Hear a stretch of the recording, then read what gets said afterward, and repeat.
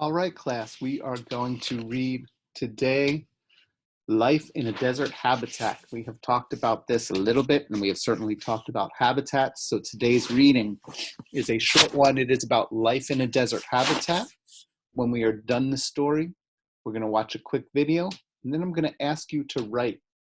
I'll tell you right ahead of time what we're going to talk about.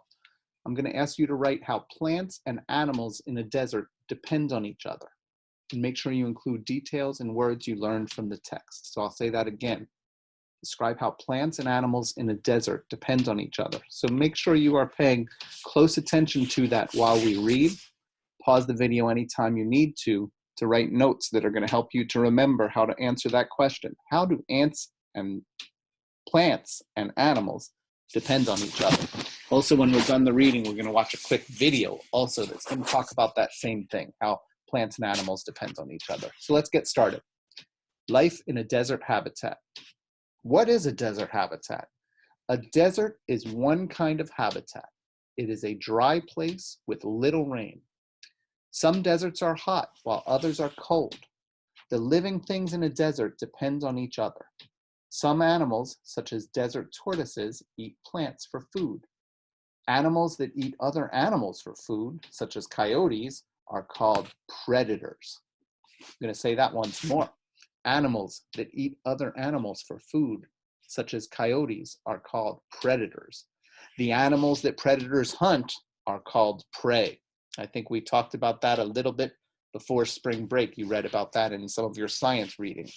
Notice how that word prey is spelled P-R-E-Y. So I think we know another word, P-R-A-Y, prey, like you might pray to do well on your test. Two words, pray and pray, spelled differently. We all know what that's called. What's it called? That's right, a homophone. All right, you may want to pause the video, read this page again, and make sure to take notes. How do animals and plants depend on each other? And then let's continue. Animals protect themselves. Prey animals protect themselves from predators in different ways.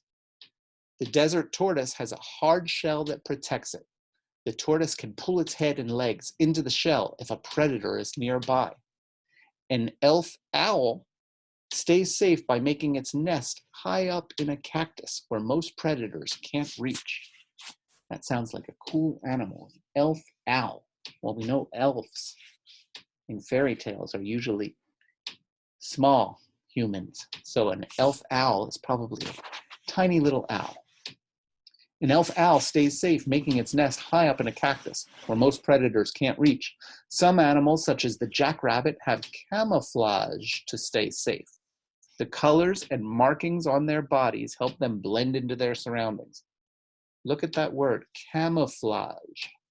That means the colors and markings on their bodies help them blend into their surroundings.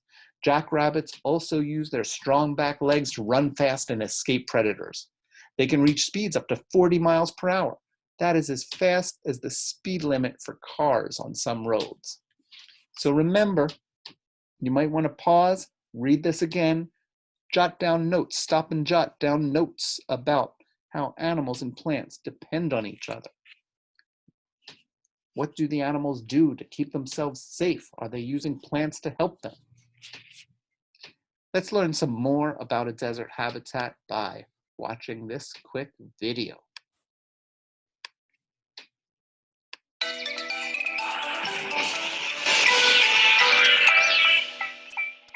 I love living in a place where I get to enjoy rainy weather because I love the smell of rain, and Squeaks likes jumping in the puddles. But there are some places where there's almost never any rain. They're called deserts, and they're the driest places on Earth. In deserts, there's so little rain that sometimes you have to wait a whole year just for one rainstorm. So things that live in the desert, like plants and animals and even people, need special ways to survive when there's so little water. They also need special ways to deal with the temperature in deserts because deserts aren't just very dry. They can also be very hot or very cold. Hot deserts are the kind of deserts you might have heard about before. They're incredibly hot, just as hot as the middle of the summer all year, though they can also get pretty chilly at night. Hot deserts don't have a lot of big leafy plants that can help provide shade during the day or anything to hold in the heat at night, like a blanket. But not all deserts are hot.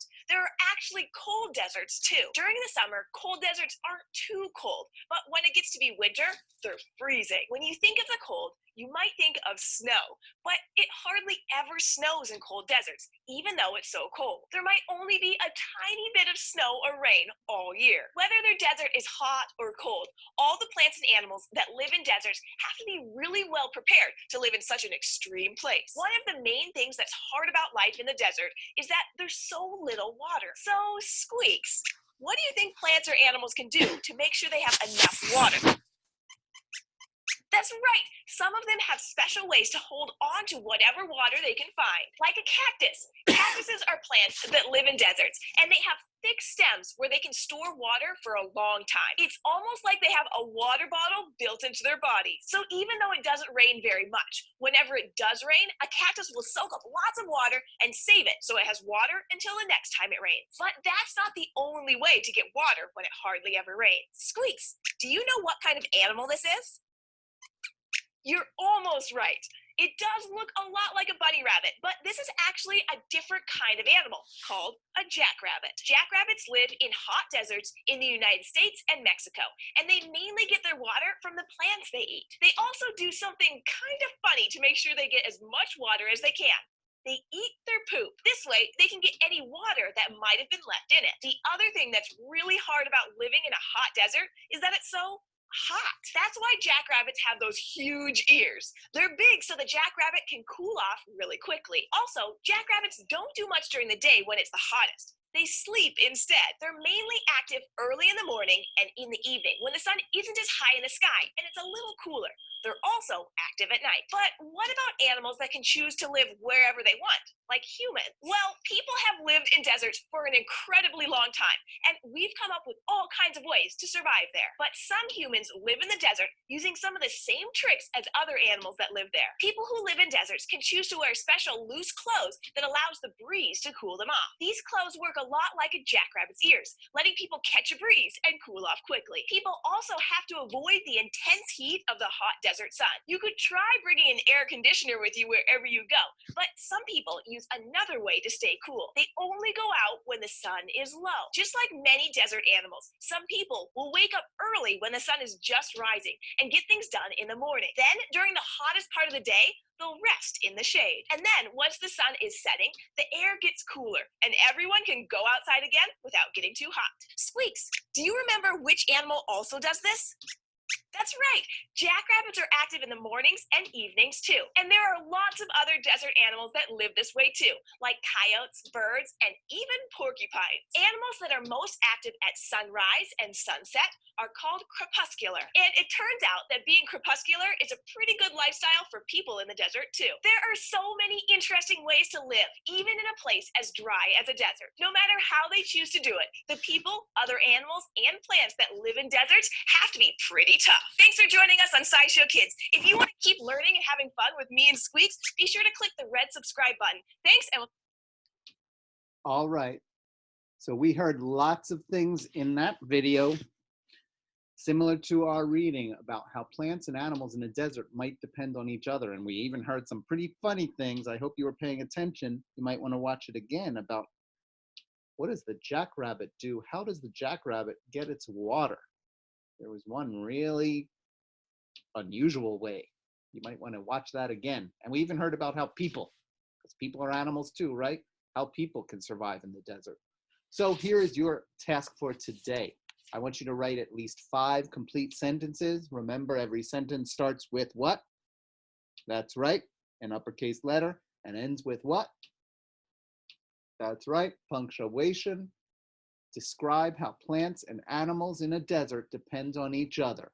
You can pause right here, rewatch the video, reread the story, rewatch our Science for Kids video, whatever you need to do to give you lots of information, include some details and words that you learned in your answer, and write at least 5 sentences. When you're done all your work for today, don't forget to click turn in and reach out to me if you have any questions.